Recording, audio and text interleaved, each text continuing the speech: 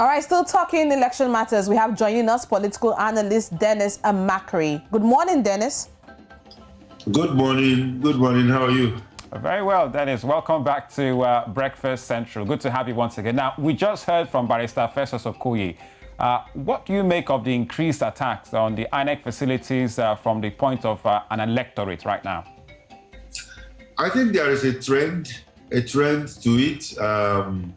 The INEC commissioner and his team, they should, I think, go back and have serious meetings with the security agencies and then see what is causing this. Because it's even good that it is happening at this time. If it was very close to the elections, then of course, apparently there will be no election taking place. We've said it time and time again, that with the security threats that are facing the country at this time, it is difficult. If some of these problems are not solved by the time the elections will start, it will become a very, very serious problem. So this is the time to really synergize with the security agencies and then find out who is causing this, and then of course try and nip it in the bud. All right. Okay, so now, Amakri, I mean, we have a full year before we enter into the election year in Nigeria. That is the year 2023. Now, as a security analyst, do you see these attacks affecting the outcome of the 2023 general elections? Of course, definitely they will affect the outcome or even the elections themselves. Because when you look at it, it's not until election day. It is going to be, all the preparations are started already. You know, by now, preparations are starting. Voters registration, voters verification, those who are going to take their cards, and all that, that's the process. We are already in the process. So if those things are not taken care of by now, definitely they will affect the elections and the outcome. All right, Dennis Amakri, as a security analyst, once again, just to paint a picture, especially for our viewer, we're seeing so many attacks, and we can bring that right now for you on your screen. The dates and some of these attacks that have occurred around Nigeria are quite recently. Check them out. April 2021, 17th April 2020, 2020 September, February 2020, 2020 February, as far back as 10th of March 2019, and this is, May 2020 now, 2021. Yeah. What recommendations would you make to say that in order to nip this in the bud, this trend, can be put end with, because these are attacks on our electoral processes, our electoral commission itself? If you look at the trend analysis, do a trend analysis on those dates that you brought out, you find out that most of them are in the southern part of the country. Okay. Mainly in the south and the southeast. Then of course some others in Ondo, Abuja and Kano, just single ones. Those ones are not important, but when you look at the ones in Anambra, Imo, Rivers, and Akwa Ibom and all those ones, you start to wonder why the concentration in those areas.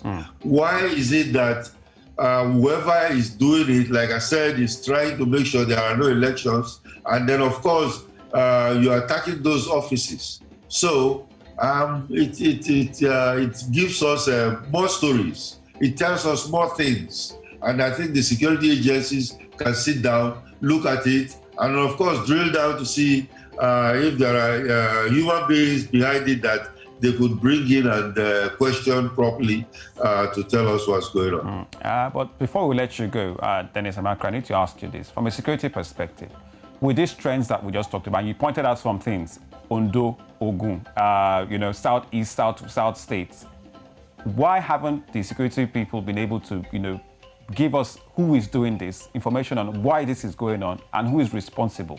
Isn't that worrying? I think there is an idea about who is doing it. It's not far-fetched. It's not far-fetched at all that IPOB is mainly behind the burning down of police stations and, of course, some of these INEC offices. But I would want a serious investigation to go on and then come up with concrete facts, get some people arrested, and, of course, prosecute them. Because, you see, that's the problem with this country. Many people do things, and then, of course, it is just in the news, it makes noise and everything, then everybody goes back to sleep, So this they have to pursue this thing systematically. Otherwise, I can assure you, yes. All right, so as a security analyst, once again, we need to look at a solution, a way forward. I mean, looking at these attacks, 13 different attacks, and we're looking at elections, some off-season elections that are coming up in the country. Are there possible solutions that may not be rocket science that can be preferred to avoid scenarios like this from happening in the nearest future? Like you said, it's not rocket science, you know. So what they could do is to go ahead, have a meeting with the security agencies, get to the root causes of this, and then nip it right there. That's simple. It's not rocket science. I think it's either dialogue or whatever, you know, whatever is causing the thing should be, the problem should be found. All right, Dennis Amakri, security analyst, returning once again on Breakfast Central. Thank you very much once again for your time, sir.